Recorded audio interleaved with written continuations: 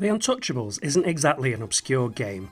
It came out on the C64 and various other micros in 1989, and having not seen the film, I was 6, eventually bought the Hit Squad budget release a few years later, purely from the screenshots, like everyone did. Crash Mag on the back gave it 94%, must be good.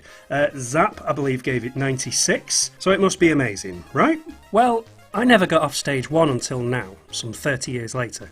With trainer's mind, as this game is brutal, that's a disclosure. Anyway, 5 years later, a Super Nintendo version appears, unbeknownst to anyone. It only came out in the good old US of A, and is based on the TV show that got 2 seasons at the same time. So I thought, it'd be a good idea to compare them both. After all, ocean, movie, TV license, what could possibly go wrong? Unless you were a whiz kid savant, you were never getting off stage 1 on the Commodore. Absolute beginner's trap, this is where the game ends. The aim, though, is to find 10 bits of evidence hidden on goons in white suits to progress. Green guys drop off guns, health, extra time, and this game is super stingy on the time, so you'll need every second. Bump into a white suit, however, and repeat the whole process of shooting thugs till the guide arrow appears again. The Super Nintendo version lets you play the stages in any order except for the last mission. For this, though, we're going to stick to the Commodore format in the level order. So SNES Level 1 sees TV-based Elliot Ness running and gunning everything that moves. It's a side-scroller collecting printer plates and getting to the exit in time. So similar to the Commodore, but slightly different as an actual endpoint. Parallax scrolling's in effect, and gun lighting effects looks kinda neat. It goes on forever though. I mean forever. Stages and stages of it. Not even a boss fight in between helps.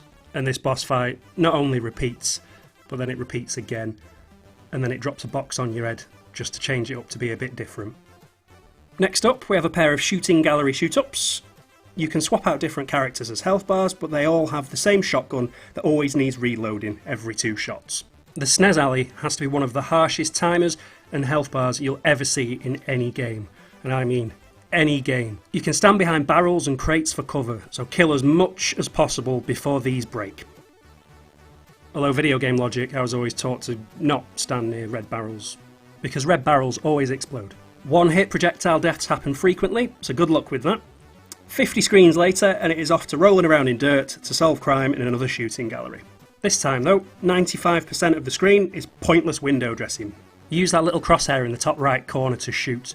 All you do on the main screen is just roll around like a lunatic. I suppose you can use it for dodging bullets, but it doesn't help. To put into perspective how pointless the screen is, here's a picture of Tom Selleck and his wonderful moustache to go over the parts of the screen you really don't need. The SNES stage is more like Cabal, but again, if that cover gets blown, they'll be on you quicker than U-Tree on the BBC. Keep nabbing those pickups as well, otherwise it's back to the start every time. The Courthouse Stage on Commodore sees the baby carriage from the film on an endless flight of stairs going down, while gangsters get in the way and try and shoot you. All you need to do is get the pram to the end. Not sure why though, because look here, just stand in front of it. Look, it pretty much stops, but no, video game logic, we have to get to the bottom. The SNES, however, goes with the top-down shooter a la quality movie game True Lies. Now there is a good movie game, for the most part. The last third's a bit shitty. The aim is to rescue hostages and defuse a very non-looking 1930s bomb, again with a just enough timer. Also, what does this map screen here remind you of? Ghostbusters! Back to the C64 version, the king of minigames Ocean chuck in a carbon copy of the shoot the bad guy whilst he has a hostage bit from RoboCop. And just after that, a rooftop shootout with Capone's head hitman Nitti. Here's a couple of stills because the version I was playing decided not to have this stage. So while you imagine what this stage looks like, here's a picture of the free poster you get with the SNES version. Coolest kid on the block with that on the wall. And finally, in 16-bit land, you have an endless game of Time Crisis with Capone himself before his rubbish fall of death.